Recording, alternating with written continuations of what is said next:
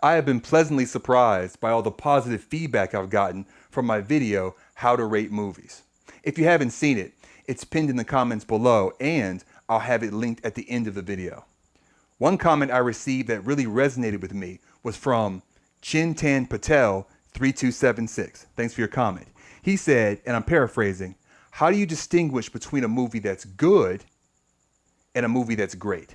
Or in my ratings terms, between say an 8 and a 10. Answering that is the purpose of this video. I think it's important to start with a related point, which is what makes a movie good versus say just okay or even bad.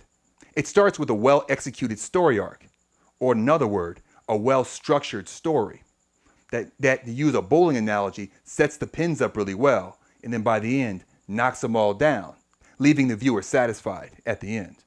There's also usually some really good scenes in it, like for a comedy, some really good gags or a really good running gag, or for an action movie, some one or more good set pieces that the viewer can take with them. That's how you get to good. But what about great? I think what takes a movie from good to great is the little things, all the little things. Every performance, every important scene, every major gag. Really, every scene. It's getting every scene right. It's what I like to call approaching perfection. It doesn't mean every moment or every scene is equally good. Even a 10 has highlights. But what it doesn't have is really any lowlights.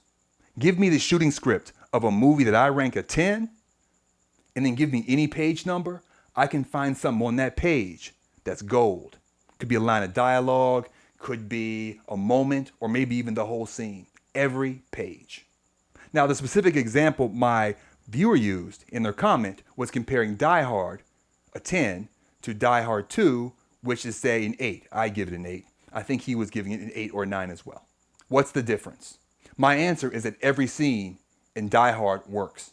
Die Hard 2 has some good scenes, a lot of them actually, but not every single one of them work. Now, this is the part where I go into some detail about Die Hard and Die Hard 2. So there are going to be some spoilers if you haven't seen those movies, both of which are very good, and you should check them out. So if you're going to leave, please like and subscribe before you go. If not, I got a minute or two more to talk a little more about some of the issues with Die Hard 2 and why I wouldn't give it a 10. One specific scene that didn't work for me particularly well is the shootout at the church/terrorist hideout. There's a church that the terrorists turned into a hideout for themselves, a kind of a home base that they're executing their master plan through. The supposed good guy, special forces guys show up and they start a firefight with the terrorists. And the firefight's fake. The director knows it is, and I think for that reason, the scene doesn't come across with a lot of tension.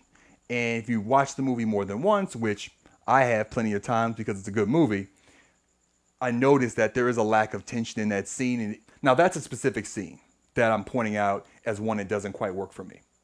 A general issue that Die Hard 2 had was the dialogue. It's clunky. There are a lot of jokes that don't land, and there's a heavy use of cuss words, we'll say. And it's used sometimes in a way that doesn't really work very well. And it's just the dialogue is noticeably worse than, say, the first Die Hard. And that over the course of the whole movie has an effect of making it not as enjoyable and not quite as refined and executed as well. The last general point I'll make about Die Hard 2 versus Die Hard 1 is that Die Hard 2 seems less precisely directed. Some of the sequences that are done in it just aren't shot as well.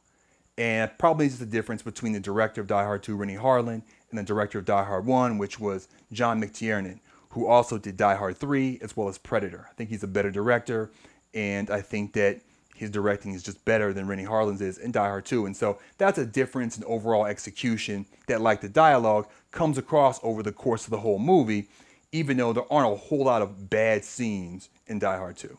Anyway, that's just an example of a difference, kind of an apples to apples comparison between two movies, one of which is a 10, the other of which is more like an 8. I think that goal of approaching perfection can be difficult to achieve for modern Hollywood movies because of all the cooks in the kitchen. This has been true for decades. This is not like, oh, in 2019 now it's hard. It's always been hard in the modern Hollywood system, but I mean, it goes back to the 80s and 90s even. Although I think it's a little bit worse now because the funding of movies, I think, is more complex now than it was 30, 40 years ago, and they've gotten even more expensive. But you have all the writers involved. There can be several. There can be initial writer, then a rewriter. There's the director who's trying to execute their vision. Then there are the producers who found the money for it, probably picked out at least the idea, if not the original script, and have their say and interpretation on how it is. That's a lot of cooks in the kitchen, and that can make it hard for a movie to really get every scene and every moment right when you've got so many people that want to have their say in what the final product is. As promised, here's a video I made earlier about how to rate movies. I'm gonna call it part 1 now, I guess. Here's another video, and then here's a playlist of all my shorts reviews of recent movies. Check that out if you haven't seen my channel before. Anyways, thanks for watching Low Key Classic Movies.